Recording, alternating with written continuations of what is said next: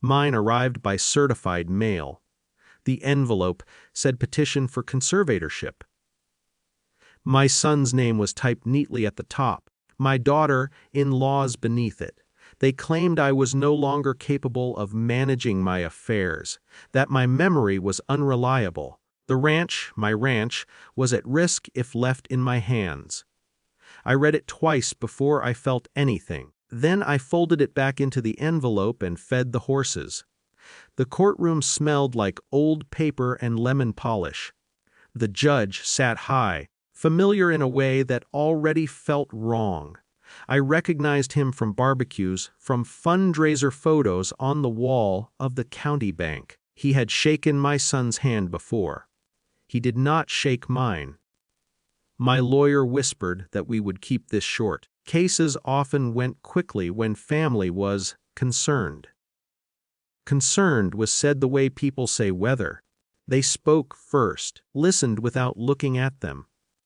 They talked about missed appointments, about checks written late, how I still insisted on handling the cattle leases myself, even with my condition. No one said what condition. Didn't have to. The implication hovered politely in the room. The judge nodded. He asked me if I knew where I was. I told him yes. He asked the date. I gave it. He smiled thinly, like a teacher indulging a student who'd memorized a trick. Daughter-in-law squeezed my son's hand. I noticed how confidently she did it. Someone already organizing furniture in a house that wasn't theirs. Yet, my lawyer stood. He was younger than my boots. Said we would like to submit evidence before the court made any findings. The judge hesitated. That was the first crack. Small, almost invisible. But hesitation changes air pressure. I felt it. I reached down and pulled the folder from my bag. It wasn't thick. That surprised people later when they talked about it. They expected something dramatic. A stack. Receipts spilling like confetti. Instead, it was just complete. The first document was a medical evaluation conducted 3 months earlier. Neurologist 2 counties over. Clear, thorough, no impairment, no decline. The doctor's credentials were impeccable. Chosen him precisely because he didn't know anyone in this room.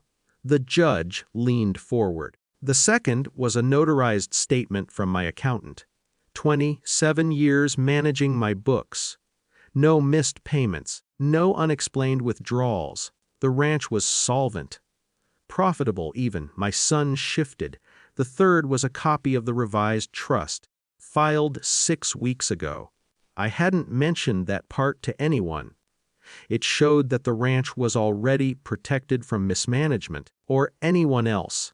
Multiple safeguards, oversight clauses, conditions triggered only by verified incapacity, not family opinion. The judge stopped nodding.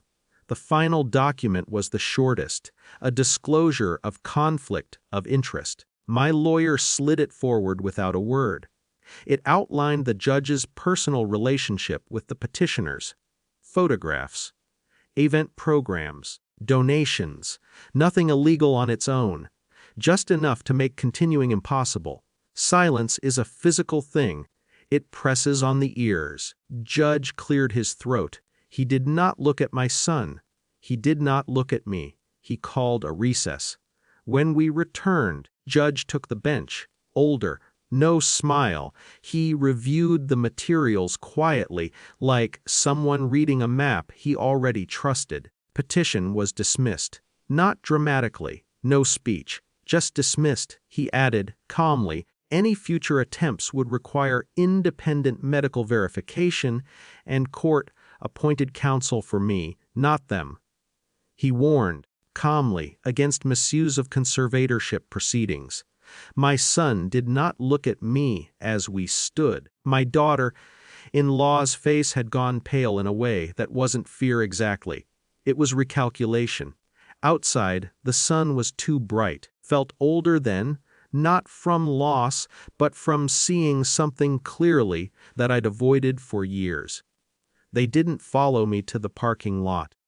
I drove back to the ranch alone. The gates were where I left them. The cattle lifted their heads when they heard the truck. Ordinary things, still obedient to time. I didn't call my son that night, or the next. A week later, my lawyer told me they'd withdrawn from any further action. He said it like good news. I thanked him and meant it. What I didn't tell him was that the victory felt quieter than I'd imagined. There was no relief in being right, only a steadier understanding of what I was now responsible for protecting. I changed the locks on the office. I updated the will again, slower this time. I hired a ranch manager, not because I had to, but because dignity doesn't require isolation. Sometimes I think about the moment I opened the folder. How little I said. How much it changed. Power doesn't always announce itself. Sometimes it just waits until it's asked for proof, and then answers.